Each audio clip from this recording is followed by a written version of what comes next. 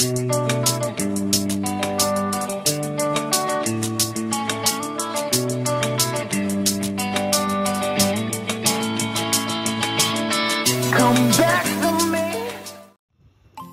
YouTube, selamat datang kembali di channel Mr. Konjak. Pada hari ini, kegiatan kami di lahan porang adalah penyemprotan bioinsektisida ya. Insektisida tapi menggunakan bahan biologis, dimana insektisida yang kami pilih di sini adalah berbahan baku bakteri. Kalau tidak salah, nama bakterinya Bacillus thuringiensis atau apalah gitu. Jadi konsep kerjanya, bakteri tersebut jika termakan oleh ulat, dia akan menginfeksi saluran pencernaan dari ulat-ulat tersebut yang sudah memakan daun yang sudah terkontaminasi bakteri ini. Akibatnya ulat tersebut bisa dikatakan jadi sakit perut ya. Jadi sakit perut, ini secara teori saja kami sampaikan, garis besar ya saja sakit perut, jadi tidak mau makan seperti itu. Dan untuk penyemprotannya, ini yang kedua kali ya kami melakukan penyemprotan bioinsektisida ini. Metodenya, setelah pengalaman kami sebelumnya ada serangan ulat yang sangat kecil dan ulat tersebut menyerang dari permukaan bawah daun porang kami, maka penyemprotan juga dilakukan dari bawah agar permukaan bawah itu juga terkontaminasi bakteri ini, sehingga dapat mencegah serangan dari ulat kecil-kecil yang ada pada video kami sebelumnya terkait hama tak kasat mata itu. Ini juga dalam rangka kami berupaya meminimalisir penggunaan bahan kimia ya. Ya boleh-boleh saja sebetulnya menggunakan bahan kimia, cuman kami berpikir jika bisa ditanggulangi secara tepat sasaran atas hama yang menyerang porang ini, kenapa harus menggunakan kimia yang notabene akan menyerang seluruh serangga yang ada di lahan ini? Kami sih berpikirnya seperti itu. Kemudian untuk bioinsektisidanya ini suatu produk ya, tapi tidak akan sebut merek, kembali lagi. Dia bentuknya bubuk, di mana bubuk tersebut dalam kemasan 50 gram itu dicampurkan dalam air terlebih dahulu sebanyak 500 ml, kemudian dibiarkan selama 6 sampai 24 jam agar mungkin supaya bakteri tersebut aktif ya, mungkin karena dalam kondisi bubuk itu di deaktivasi atau apa istilahnya, jadi harus dimasukkan ke dalam air terlebih dahulu supaya dia aktif kembali. Dalam satu lahan porang kami ini yang ukurannya satu bau atau kurang lebih 8.000 meter persegi, kami siapkan 2 bungkus untuk bioinsektisida tersebut. Artinya total yang digunakan adalah 100 gram. Jadi 100 gram tersebut dicampur dalam 1 liter air. Yang tadi kan 50 gram itu dicampur dalam 500 ml atau setengah liter. Untuk 100 gram artinya dicampur dengan air sebanyak 1 liter atau 1000 mili. Oke, 1000 mili. 1000 mili sama dengan 1 liter.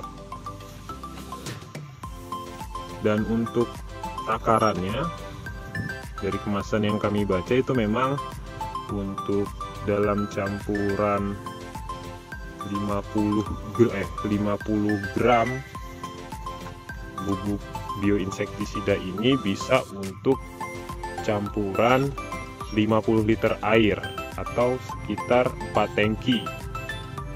Artinya dalam 1 liter campuran bioinsektisida bubuk ini dapat digunakan untuk 8 tangki semprot, dan ukuran tersebut cukup untuk menyemprot seluruh lahan kami yang luasnya tadi kami sampaikan perkiraannya. Sebetulnya idealnya lagi mungkin ini ya, idealnya lagi untuk insektisida organik itu dibuat dengan secara mandiri ya. Memang ada bahan-bahan yang kami dapatkan informasinya untuk membuat insektisida organik, namun karena membutuhkan waktu dan proses yang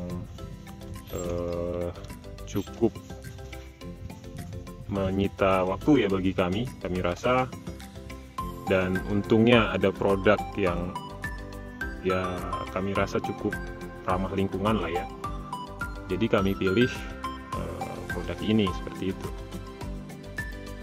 Untuk hasilnya sendiri dari penyemprotan pertama yang kami lakukan, kami rasa untuk saat ini sudah sangat jarang ya kami temukan ulat kupu-kupu yang warna hitam atau hijau itu sudah sangat jarang.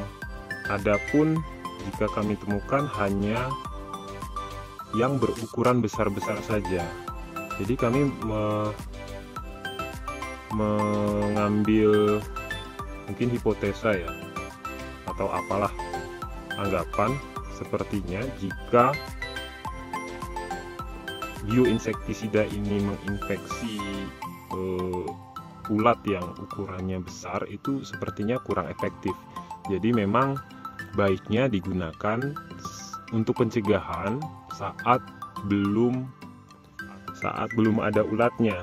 Jadi ketika kupu-kupu datang meneletakkan telur dan daun-daun porangnya sudah terkontaminasi dari bakteri, ketika telur menetas, ulat yang baru menetas tadi pastikan langsung makan. Nah, itu untuk ukuran ulat yang seperti itu atau yang agak besar sedikit, itu kami rasa itu cukup efektif. Artinya memang lebih tepat penggunaan ini sebagai langkah pencegahan ya, seperti itu. Jadi dampaknya memang tidak terlihat secara langsung ya. Mungkin seperti halnya menggunakan kimia.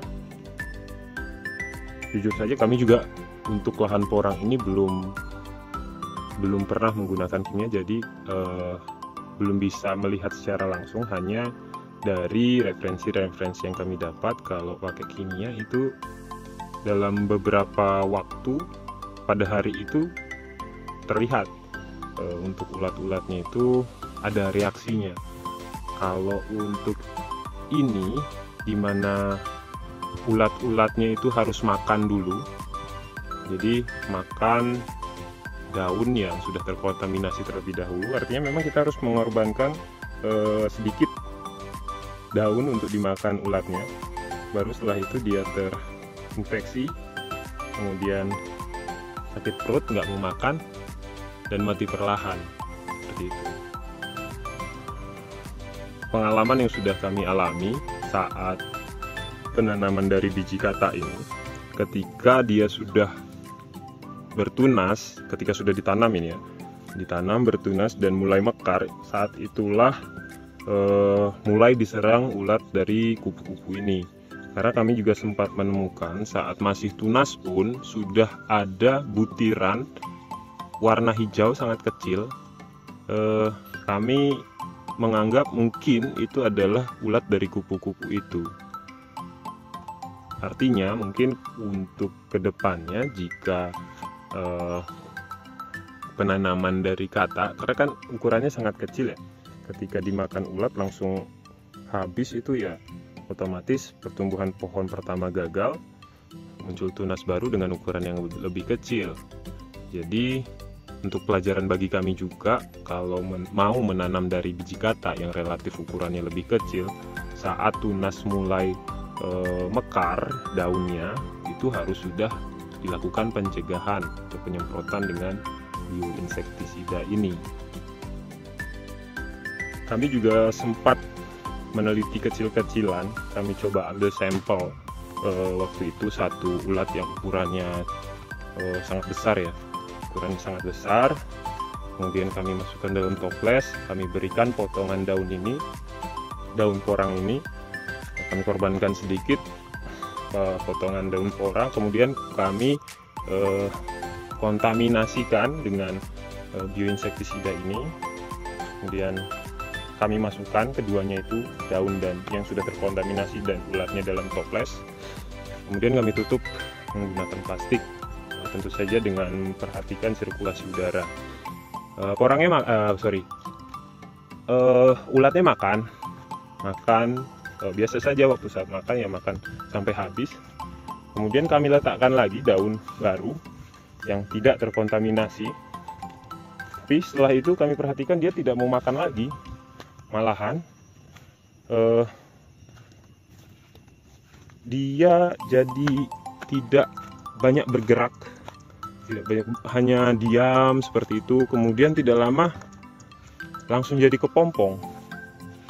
Jadi kulitnya mengelupas jadi kepompong seperti itu. Ya itu entah karena efek obatnya atau bioinsektisidanya, atau memang waktunya itu jadi kepompong.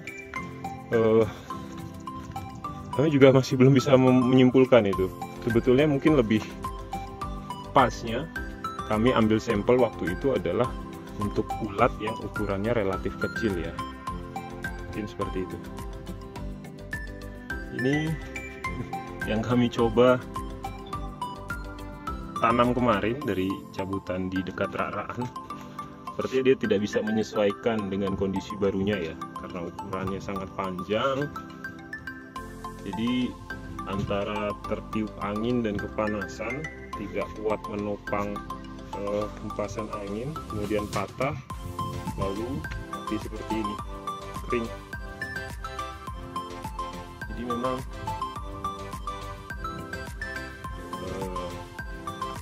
penyesuaian kondisi lingkungan barunya,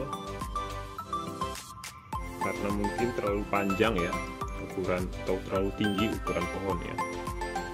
Untuk yang ini sebetulnya juga kami cabut dari rak-rakan dekat penyimpanan katak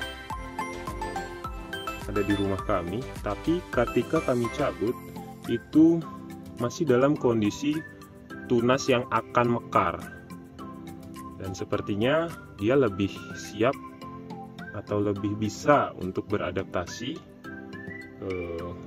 di lingkungan barunya.